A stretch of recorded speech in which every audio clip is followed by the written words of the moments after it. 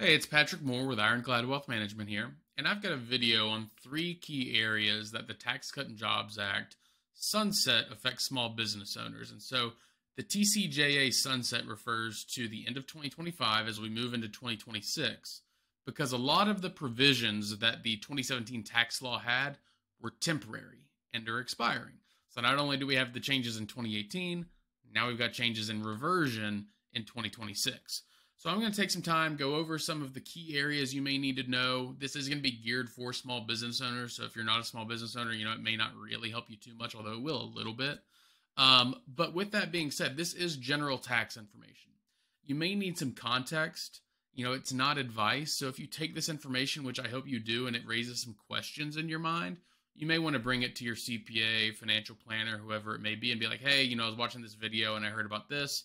How does this affect me personally? So we're not going to talk about how this affects you personally. Having said that, the reason that we're here today is that the 2017 TCJA, a lot of the provisions were temporary. Now, there's a few permanent ones as well, but a lot of them were temporary, and a lot of the ones that affect you on this call were temporary as well. So we're going to go over how those affect small business owners, and we're going to go through three key areas. The first is how it affects your business. The second is how it affects you personally. And the third is how it may affect you if you do pass away and how your heirs will be taxed on your estate. Now, I'm not just going to throw, random information at you. My goal is also to show you and share some planning takeaways that I have, a few ideas to consider that you might want to take and say, hey, maybe this will work for me, maybe it won't, because I always want to give you ideas that actually help you. So the first place we're going to look at is where your income starts, and that's business planning. So the thing that is most important that I believe affects every single business owner watching this video today is how your entity is structured, how your business is incorporated, and how it is taxed. So the reason why this is important is that there's a difference in provisions from temporary to permanent with the TCJA sunset. And what I mean by that is if you have a C Corp, the tax rate from the TCJA is 21%. And that is a permanent change, which means it's going to be there 2026 and on.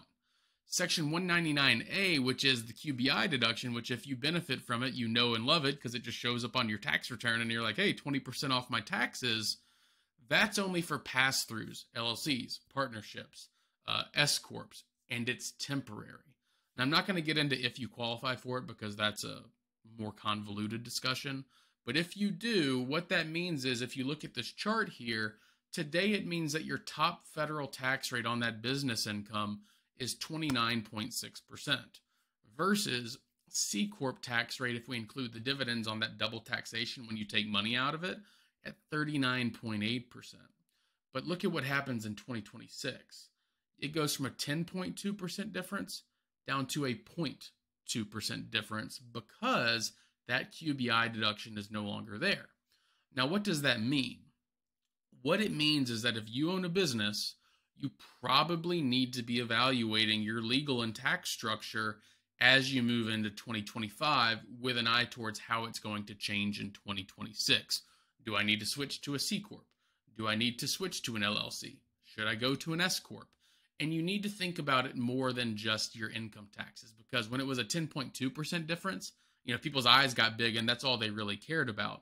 But at a 0.2% difference, you need to be thinking about, are you planning on taking on investors? Do you plan to sell the business? Do you have any legal concerns that kind of lend itself one direction to another? Do you have any foreign investors, right? Any foreign owners? All of these things, including how much you take out of the business, your employee benefits, they all are important matters, and they were before, but they kind of got ignored by a lot of people. So I would definitely encourage you to review the changes, do some tax projections and see which one might be best for you with all of those other kind of items taken into account. Now, the second thing is actually already in progress, and that's bonus depreciation. So bonus depreciation, if you bought a $100,000 piece of equipment in 2020, you could take it had a 5-year service life. You could take a $100,000 deduction because of bonus depreciation in 2020. If you were to buy it after everything sunsets, which it goes to 0 in 2027, you'd only be able to take a deduction of $20,000 for 5 years, which everybody likes to get that deduction when you actually pay for it, right? So looking at bonus depreciation, the interesting part is that it's not actually pegged to that same 2026 date. You can see that that reduction is already in force right now. And in 2024, you can still get 60% bonus depreciation. But if you wait to buy that equipment till 2025, it goes down to 40%. So the other thing to note is if you have a non-real property, meaning not real estate, not an improvement to real estate, it's just business equipment, like a piece of machinery. Section 179 still allows you to expense that fully, and the changes to that were permanent. But what's going to happen is if it is real property, the sooner the better that you purchase that from a depreciation, from a deduction standpoint. So my real takeaway is if you do have any equipment purchases that you need to use bonus depreciation for, the earlier you buy them, the better. Now, the next note is on business losses. So this was actually something new that was added in the TCJA. It's called the excess business loss limitation. If you had a loss greater than $610,000 and you married filing joint on your taxes, that amount over, so let's use $1 million as the loss example. Any amount over $610,000 is suspended and you cannot take it on your tax return, which means that you would have a $390,000, what's called a net operating loss moving forward on your taxes. In the past, you could actually do what's called a carryback. And so if you had earned a lot of money in, I guess, 2023 now, you could take that loss and send it back. But the TCJA eliminated that. Moving into 2026, though, the carryback is reinstated. So you have a little bit more control over, if you have that excess loss, what year you can apply it to. Now, the other thing to note is that this, if you look at the dates here, the excess business loss limitation actually extends through 2028. So it'll be with us till 2029. And then on the carry forward, if you carry forward that excess business loss, which you have, like I said, when the rules change, you'll have the option of carrying back as well, which you don't currently. You can use it against 100% of your taxable income and not 80% of your taxable income. Some of the rules around this are changing a good bit. It's something to kind of, especially if you're in that growth mode and you might have some losses, or maybe you just have a bad year, right, which you have a little less control over. If you have a business loss, determining if and when these rules apply to you and seeing if you can time when those losses happen could be beneficial. So the next thing, and once again, like I said earlier, this is one that affects everyone, is your personal taxes. Because what the TCJA did is it did lower tax brackets generally, kind of across the board. Now, the big thing to notice here is that what you'll see is the top bracket goes up from 37 to 39.6%, and a few of the smaller ones go up as well. However, I think the thing that's even more important than just the general increase is where these brackets start. So look at the 37. So the top tax bracket, and these are inflation-adjusted numbers for married filing joint couples, it was north of $700,000 when the 37% bracket starts. However, the new one's going to be just shy of $600,000, and that happens at the 37, 39% bracket, the 35% bracket, the 33, the 24. And so if I was somebody, right around here in income, where I'd be right in the middle of that 24% bracket, now I'm going to be bumped up into that 33% bracket for a much higher amount of time. And if I'm at the top tax bracket, I'm going to be in the top tax bracket for a much longer amount of time. If I'm in any of those areas, what I'm probably considering doing is I'm trying to see if I can accelerate income for the next couple of years. Obviously up to limits, right? You don't want to, accelerate income and go from the 24 all the way to the 35% bracket. But if you can fill that 24% bracket up and keep it from being taxed at your 33% rate that you're going to be in with no changes, it might be something beneficial to consider. This could be Roth conversions, could be like timing business income, like maybe you got a big payment due at the end of December of 2025. Well, you're going to want to deposit that check in 2025 and not wait till 2026. So definitely some considerations there as far as timing goes and those tax brackets go. So, I hope that helps you kind of put that in context. Now, the next thing is a little more complicated are your standard and itemized deductions. So one of the things the TCJA did was boost your standard deduction, and these are adjusted for inflation once again, but once it sunsets, your standard deduction goes down to about $15,000, $15,750. Well, the standard deduction today is $29,000.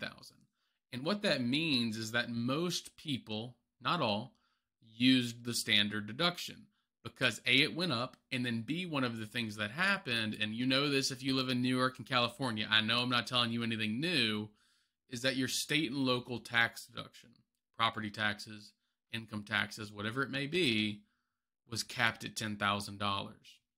What's happening is that goes away, and it goes back to the way it was in the past, which is that your state and local taxes, that deduction is unlimited. Now, there's a few other changes you can see in here, but what that means, in my opinion, is that we're going to see a lot more in the way of itemized deductions as we move forward.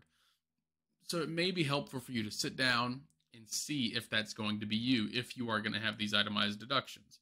Now, another thing to keep in mind is what's called the PEP and Ps limitation. Those are limitations that if you have AGI over $389,150 and you're married filing joint, what will happen is your itemized deductions and the exemption, which is once again something that's kind of coming back. It used to be around in 2017. They will begin to phase out. So if you earn more than call it roughly $400,000, this exemption and any itemized deductions you have will begin to phase out, which means that there's going to be a lot more people itemizing, and there might be people getting a little bit less than they expected when they itemize. So running a projection is key. Now, another thing to consider is the PTET. So if you're a business owner and you're not doing the PTET, you definitely need to look into it, depending on if you're a pass-through, if you're a partnership, whatever it may look like. But those are workarounds that let you deduct your business state income taxes without a limit and without a cap.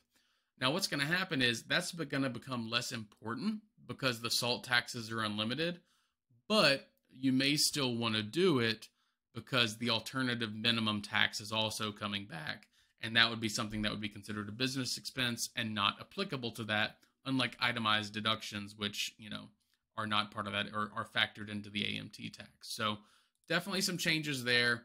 I would say not as big as the individual income tax ones, but they are going to affect almost just as many people. Now, the final one is probably the least fun to talk about, and it probably affects the fewest people. However, it's probably the largest impact that from a pure dollar perspective, and that is the estate tax exemption. So if you look at this here, the exemption today for one person is $13.61 million, which is double what it was before, which was $6.8 million. What's happening in 2026 is that number reduces back to its original amount of $6.8 million. Now, from just dollar perspectives, the estate tax is 40%. So if you have a $10 million estate, today, if you passed away, there would be no estate taxes for your heirs. However, once that reduction hits, there would be $1.2 million of taxes, and you can see the impact over here on somebody with an estate of $20 million. Now, the thing to think is you may have a small business, a small, medium-sized business. This may impact you and your heirs, and it may not be something that happens today, but if your business continues to grow, if you continue to save money in investment accounts, it's something that could impact you in the future. So this is something that, while it's not fun to think about, it is something you need to plan for now, because if you plan for the exemption today and you use all $13 million of it, you're grandfathered in. So they can't come back and ask you for that difference, that extra $6.8 million back and include it in your estate. Once you make that gift, it is removed from your estate. Now, when I look at this, right, you could look at this and not do any planning, but if you wait until late 2025, every single attorney has the best business plan in the world, and it's because Congress did it for them, okay? Everybody knows that you are going to have to do this planning if it impacts you. So if you wait until November of 2025, it's probably not going to happen, and if it does happen, it's probably going to be rushed work that you really don't want to do when it comes to your estate plan. So this is a use it or lose it scenario. It's probably the easiest one to understand. Either do it now or you don't. And if you don't, you may subject yourself to quite a few more taxes without there really being any benefit to it. And then I guess the third option too is you could just plan to die before 2026. That solves this problem for you. But, I'm probably not going to be the one doing that, right? I'd much rather just do a little bit of planning, get it done. It is something we're doing currently with some clients, and we're actually starting now. So don't wait until 2025 to do this. Take care of your family if you think it applies. And if you're young, then, once again, think about the growth over the next 30 years. Maybe just do a little bit, but it is something to consider. It's not something that if it doesn't apply to you, you need to worry about. But if it does apply to you, it needs to be probably a matter you start planning before the end of this year, 2024. Okay, so I hope this video gave you a lot of information as the sunset approaches. The thing to remember is that all of this will happen if Congress does nothing. And I think if most people had to say, will Congress do something or will Congress do nothing, they're going to lean towards Congress doing nothing. So all of this applies if Congress does nothing, which puts you in the driver's seat. It gives you a rare opportunity to get this planning done rather than being, oh, well, what if they do this, right? And there is some legislation they're talking about fixing and adjusting some of it. Fixing is not the right word, but extending some of these provisions. But I wouldn't count on that happening, especially until we know more about what happens in the elections later. I guess it's later this year at this point. But I would not count on stuff being passed, right? I would look at this and say, okay, if nothing happens, what will happen to me? What will happen to my business? What will happen to my family? And then say, okay, I am comfortable making these decisions and these trade-offs. And if something does pass and if something changes, well, that's all well and good. Then we'll adjust and adapt. But because nothing has to happen for this to get done, I think it's really important to talk about, think about, and plan around. So I hope this video really helped you. If anything comes up, I think my contact information will be somewhere. Please feel free to reach out, and I hope you have a great rest of the day.